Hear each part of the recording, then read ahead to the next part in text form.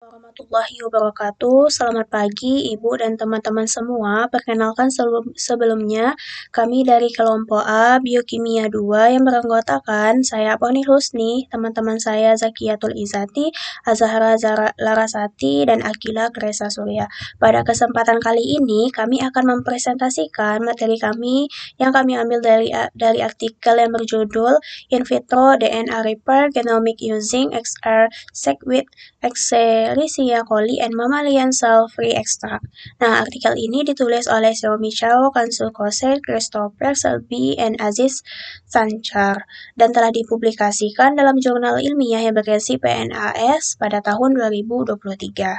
Nah, artikel ini secara khusus meneliti mekanisme perbaikan DNA yang dikenal sebagai nukleotida eksisi reparasi atau yang kita sebut dengan NER. Nah, NER ini adalah jalur perbaikan DNA krusial yang bertanggung jawab untuk menghilangkan berbagai jenis kerusakan DNA, terutama yang disebabkan oleh sinar UV seperti dimer pyrimidin. Untuk meneliti mekanisme ini secara genome-wide, para peneliti menggunakan sebuah metode canggih yang disebut dengan XR-seq, Excision Repair Sequencing. Nah, mari kita lihat gambar 1 untuk memahami bagaimana XR ini bekerja. Ada dua cara utama peneliti melakukan ini, yaitu ada pendekatan in vitro, di luar sel, mengambil ekstrak dari sel, dan mencampurkannya dengan DNA plasmid yang sudah dirusak sinar UV. Kerusakan ini ditandai dengan bintang-bintang merah pada DNA ini. Kemudian itu ada pendekatan in vivo, itu dalam sel hidup. Mereka merusak sel utuh dengan sinar UV setelah DNA dirusak diperbaiki, baik di dalam ataupun di luar sel. Langkah-langkah selanjutnya yaitu pengambilan fragmen ekstrak. Nah, fragmen DNA yang rusak dan sudah dipotong, diambil atau dimurnikan menggunakan antibodi khusus. Kemudian, fragmen ini diberi tag khusus yang disebut adaptor MUI Absorption Ligation. Beberapa di antaranya memiliki kode unik untuk melacak setiap fragmen. Kerusakan pada fragmen dihilangkan agar bisa diperbanyak dengan PCR. Dan terakhir, yaitu pembacaan urutan DNA. Nah, fragmen yang sudah diperbanyak diurutkan menggunakan teknologi Illumina Next Generation Sequencing. Dengan cara ini, peneliti bisa melihat di bagian mana saja pada genom DNA yang rusak itu diperbaiki, baik dalam kondisi terkontrol di laboratorium maupun di dalam sel hidup. Adapun tujuan umum untuk eksperimen ini adalah untuk mengembangkan dan mendemonstrasikan metode XR-seq atau Excision Repair Sequencing secara in vitro menggunakan ekstrak bebas sel atau serial ekstrak CFE dari Escherichia coli dan sel mamalia, serta membandingkan hasilnya dengan data in vivo pada sistem yang sama. Secara khusus, tujuan dari eksperimen ini adalah untuk menguji apakah metode XR-seq dapat diaplikasikan secara in vitro dengan menggunakan CFE dan DNA plasmid yang telah dirusak oleh sinar UV. Kedua, membandingkan pola perbaikan DNA dan karakteristik produksi eksisi antara sistem in vitro dan in vivo, baik pada bakteri Escherichia coli maupun sel mamalia, dan untuk menyediakan dasar untuk analisis lebih lanjut tentang pengaruh faktor epigenetik dan kondisi seluler lain terhadap proses perbaikan DNA. Desain eksperimen pada artikel ini terdiri dari beberapa tahapan. Yang pertama, pembuatan plasmid rekombinan. Peneliti menggunakan plasmid khusus yang dirancang untuk membawa dua gen target dengan promotor spesifik masing-masing. Gen pertama adalah BLA atau beta-lactamase yang memberikan resistensi penisilin atau ampicillin pada Escherichia coli yang berada di bawah kendali promotor RNA polimerase. Gen kedua adalah MPR1 atau Most Periodic 1 yang berperan dalam pengaturan jam sirkadian yang berada di bawah kendali promotor RNA polimerase 2 pemalia. Plasmid ini dirancang khusus untuk memungkinkan pengamatan perbaikan DNA pada kedua gen tersebut dalam sistem in vitro dan untuk membandingkan efek transkripsi pada kedua gen dalam inang prokariotik dan eukariotik masing-masing. Struktur plasmid ini dijelaskan dalam suplementary figure S1 dari artikel. Kedua, induksi kerusakan DNA. Plasmid rekombinan yang telah dibuat kemudian diradiasi dengan sinar ultraviolet untuk menghasilkan kerusakan DNA berupa siklobutan pirimidin dimer atau CPD. CPD adalah bentuk kerusakan DNA yang umum terjadi akibat paparan UV di mana dua basa pirimidin yang berdekatan membentuk ikatan kovalen yang mengubah struktur DNA dan mengganggu replikasi dan transkripsi. Proses iradiasi UV ini dilakukan secara terkontrol untuk menghasilkan tingkat kerusakan yang cukup untuk dideteksi, namun tidak terlalu parah hingga menghambat proses perbaikan. Kerusakan CPD ini terjadi menjadi target untuk proses perbaikan oleh mekanisme nucleotide excision repair atau NER yang akan dipelajari. Yang ketiga, reaksi perbaikan DNA in vitro. Plasmid yang telah diradiasi UV kemudian diinkubasi dengan ekstrak bebas sel dari Escherichia coli atau sel mamalia. Untuk Escherichia coli, inkubasi dilakukan selama 5 menit, sedangkan untuk sel mamalia, inkubasi dilakukan selama 60 menit. Perbedaan waktu inkubasi ini mencerminkan perbedaan kinetika reaksi perbaikan antara sistem prokariotik dan eukariotik. Dalam sistem E. coli, peneliti menggunakan ekstrak dari strain wild type dan muatan, termasuk muatan UVRD yang mencegah degradasi untuk produk SEC, serta varian MFD plus dan MFD min untuk mengevaluasi efek transkripsi repair coupling. Pada sistem mamalia, digunakan ekstrak dari sel CHO-AA8. Selama inkubasi, enzim perbaikan dalam ekstrak akan mengalami kerusakan CPD, melakukan pemotongan ganda pada DNA sekitar kerusakan, dan melepas oligonukleotida pendek yang mengandung kerusakan tersebut. Keempat, isolasi produk eksisi. Setelah reaksi perbaikan DNA in vitro selesai, oligonukleotida hasil eksisi yang mengandung kerusakan DNA diisolasi dari campuran reaksi. Proses isolasi dilakukan dengan ekstraksi fenol untuk memisahkan DNA dari protein dan komponen lain, diikuti dengan presipitasi etanol untuk mengendamkan dan mengonsentrasikan oligonukleotida hasil eksisi. Langkah ini bertujuan untuk memperoleh produk eksisi dalam jumlah dan kemurnian yang cukup untuk analisis selanjutnya, baik dari sistem E. coli maupun dari ekstrak sel mamalia. Kelima, pemurnian produk eksisi. Produk eksisi yang telah diisolasi selanjutnya dimurnikan menggunakan imunopresipitasi dengan antibodi spesifik terhadap kerusakan DNA, yaitu anti-CPD. Imunopresipitasi ini memastikan bahwa hanya oligonukleotida yang benar-benar mengandung lesi CPD yang akan diproses lebih lanjut. Dengan cara ini, kontaminan atau oligonukleotida yang tidak relevan dapat dieliminasi sehingga hanya produk eksisi yang menjadi target perbaikan yang dianalisis. Selanjutnya, persiapan library sequencing. Setelah pemurnian, produk eksisi diligasikan dengan adapter yang mengandung Unique Molecular Identifier atau UMI sepanjang 8 nukleotida. Adapter ini memungkinkan identifikasi dan eliminasi duplikasi PCR pada tahap analisis data. Setelah ligasi adapter, dilakukan pemurnian ulang dengan antibodi CPD untuk memastikan hanya oligonukleotida yang mengandung kerusakan yang diproses lebih lanjut. Selanjutnya, CPD pada oligonukleotida diperbaiki menggunakan fotoreaktivitas agar dapat diamplifikasi dengan PCR. Produk PCR inilah yang kemudian digunakan untuk pembuatan library sequencing dan generasi berikutnya. Ketujuh, sequencing dan analisis data. Library yang telah disiapkan kemudian disequencing menggunakan teknologi Next Generation Sequencing. Hasil sequencing dipetakan ke genom untuk mengidentifikasi lokasi, pola, dan distribusi produk SCC pada tingkat nukleotida tunggal. Analisis data dilakukan untuk membandingkan ukuran, urutan, dan lokasi produk SCC antara sistem in vitro dan in vivo, serta antara sistem prokariotik dan eukariotik. Selain itu, analisis ini juga digunakan untuk mengevaluasi efek urutan DNA, status transkripsi, dan prevensi urutan terhadap efisiensi dan pola perbaikan dari DNA. Organisme dan sistem seluler yang digunakan dalam artikel ini adalah yang pertama Escherichia coli, digunakan baik dalam bentuk sel utuh in vivo maupun ekstrak bebas sel atau cell-free extract CFE untuk melakukan reaksi perbaikan DNA secara in vitro. Pada eksperimen in vitro digunakan ekstrak dari E. coli, termasuk varian muatan seperti UVRD-min untuk mencegah degradasi produk eksisi sehingga dapat dianalisis lebih lanjut. Kedua, digunakan sel mamalia. Itu sistem mamalia yang digunakan adalah ekstrak bebas sel dari sel Chinese hamster ovary atau CHO, tepatnya garis sel CHO-AA8. Ekstrak ini digunakan untuk melakukan reaksi perbaikan DNA secara in vitro pada substrat DNA yang telah dirusak oleh UVB. Nah, selanjutnya itu hasil penelitian. Nah, pada gambar ini terlihat hasil eksperimen.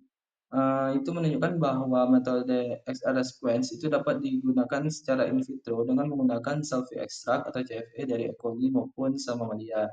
Nah, panel sebelah kirinya itu menunjukkan hasil inkubasi plasmid yang telah disinari UV dengan CFE dan E. coli strain UV dan pada lem 2 dan lem 4 terlihat pita-pita DNA berukuran sekitar 12 hingga 30 nukleotida yang merupakan produk ekskisi, yaitu fragmen DNA hasil pemotongan bagian yang rusak akibat sinar UV. Ini menunjukkan bahwa sistem in vitro dengan ekstrak dari E. coli mampu menghasilkan produk perbaikan DNA. Nah, pada tengah memperlihatkan hasil dari E. coli strain UVRT-min, yaitu strain yang tidak memiliki gen UVRT. Nah, hasilnya itu menunjukkan pita yang lebih tebal dan jelas dibandingkan UVRT plus, menandakan bahwa produk excision menjadi lebih stabil dan tidak cepat terdegradasi. Nah, dengan kata lain, keberadaan gen UV-Elix di dalam ekstrak itu menyebabkan degradasi fragmen DNA hasil repair. Sedangkan pada strain yang kekurangan UV-Elix, itu produk tersebut tetap utuh dan lebih mudah terdeteksi. Nah, perbandingan antara strain dengan tanpa gen itu tidak menunjukkan perbedaan yang signifikan. Nah, pada panel kanannya itu menunjukkan hasil yang diperoleh dari CFA sel mamalia CHO AA8. Nah, pada lens 10-nya yaitu sampel di sinar UV dan diinkubasi dengan CFA itu tampak pita DNA di sekitar 25 hingga 50 nukleotida. Itu menandakan bahwa sistem mamalia juga mampu menghasilkan produk eskisi secara in vitro. Nah, gambar ini menunjukkan basa-basa DNA denitimin sitosin dan guanin di sekitar bagian DNA yang rusak dan diperbaiki setelah kena sinar UV. Nah, tujuannya untuk melihat apakah proses perbaikan DNA di luar sel in vitro itu mirip dengan proses yang terjadi langsung di dalam sel atau in vivo, baik di bakteri, E. coli ataupun sel mamalia. Nah, yang bagian A, B, C itu semuanya dari E. coli. Yang A itu DNA dari genom E. coli yang diperbaiki langsung di dalam sel. Kemudian DNA yang B itu DNA dari plasmid yang juga diperbaiki langsung di dalam sel atau in vivo. Nah, yang C itu DNA dari plasmid yang diperbaiki di luar sel atau in vitro. Nah, ketiganya itu menunjukkan pola yang hampir sama. Di tengah-tengah grafiknya warna oranye dan biru yang mewakili basa timin dan sitosin itu paling banyak. Nah, ini sangat cocok dengan jenis kerusakan yang ditimbulkan oleh sinar UV, yaitu CPD, siklobuten primidinimer, yang sering terbentuk di antara dua basa timin atau sitosin. Nah, kemudian bagian yang D dan E itu dari sel mamalia, yang D itu DNA yang diperbaiki langsung di dalam sel. Nah, yang E itu DNA yang diperbaiki di luar sel atau in vitro. Nah, pola yang muncul juga sama, itu banyak basa timin dan sitosin di bagian tengah, yang artinya posisi perbaikannya tepat di sekitar kerusakan akibat sinar UV, dan hasilnya juga konsisten antara in vivo dan in vitro. Nah, kesimpulannya gambar ini telah menunjukkan kalau proses perbaikan DNA yang dilakukan di luar sel itu bisa meniru dengan sangat baik pola perbaikan yang terjadi di dalam sel. Nah, kesimpulan dari penelitian ini itu CFA dari E. coli dan sel mamalia itu mampu menghasilkan produk eksisi DNA hasil perbaikan secara in vitro. Nah, produk eksisi itu muncul pada plasmid yang telah disinari UV dan diinkubasi dengan CFA, baik dari E. coli ataupun CH8, CHO-AA8 atau mamalia yang menandakan sistem SR sequence secara in vitro itu berfungsi. Nah, sistem perbaikan DNA, polanya itu baik in vitro atau in vivo itu serupa dalam polanya. Selanjutnya, hubungan dengan penghargaan Nobel. Adi Sancar pada tahun 1980-an sampai 1990-an melakukan penelitian pada tahun 2015. Ia mendapatkan hadiah Nobel Kimia tentang perbaikan DNA, di mana mekanisme yang diteliti yaitu Nucleotide Excision Repair atau NER. Mekanisme ini perbaikan DNA yang memperbaiki kerusakan besar pada DNA, seperti pirimidin dimer, akibat sinar UV dan lesi besar yang menyebabkan distorsi pada heliks DNA. Aziz melakukan penelitian pada bakteri E. coli dan manusia, di mana pada rantai DNA ini terdapat dua basa timin yang saling berdekatan, lalu akan terkena sinar UV. Nah, sinar UV ini akan membuat terbentuknya timin siklobutanadimer yang menyebabkan distorsi heliks DNA. Distorsi ini akan terdeteksi oleh mekanisme NER, di mana UVRA akan mendeteksi distorsi DNA, lalu UVRB akan direkrut ke distorsi yang akan berikatan kompleks dengan DNA, namun ini dibutuhkan hidrolisis ATP, lalu akan terjadi pembengkokan pada segmen DNA. UVRA akan lepas lalu masuk ke UVRC yang akan menyebabkan pembelahan pada bagian tertentu nukleotida yang rusak. Lalu UVRC akan lepas dan akan masuk UVRD helikase. UVRD helikase ini akan memotong segmen DNA tertentu yang rusak. Pada bakteri E. coli sendiri, dia akan memutus 12 rantai nukleotida. Untuk manusia akan melepas 24-32 nukleotida. Selanjutnya, dilanjutkan oleh DNA polimerase 1 yang akan memperbarui gap dari DNA tersebut, rantai DNA. Selanjutnya, oleh enzim ligase akan memperbaiki celah yang kosong, lalu DNA tersebut akan disegel.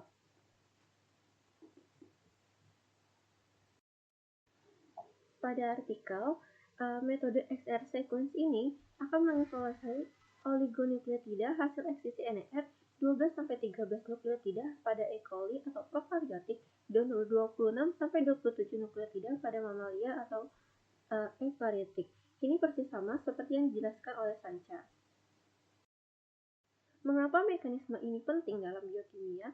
Yang pertama, untuk memahami model sistem enzim, protein pendeteksi seperti XPC, RPA, dan XPA pada manusia, dan UVRA pada bakteri E. coli itu akan mendeteksi DNA yang bengkok karena terjadi kerusakan. Lalu yang kedua, memahami mengenai penyakit genetik. Seperti contohnya yang pada gambar ada Xeroderma pigmentosum atau XP yang merupakan kelainan genetik di mana penderita sangat sensitif terhadap cahaya UV dan rentan terkena kanker kulit. Ini menunjukkan bahwa pentingnya nerf dalam proteksi terhadap mutasi. Yang terakhir adalah menunjang studi terapi molekuler, di mana untuk pembuatan desain obat anti kanker berbasis penghambatan perbaikan DNA, lalu ada teknologi editing gen dan terapi genetik yang sangat relevan dalam pengembangan bioteknologi dan farmasi molekuler.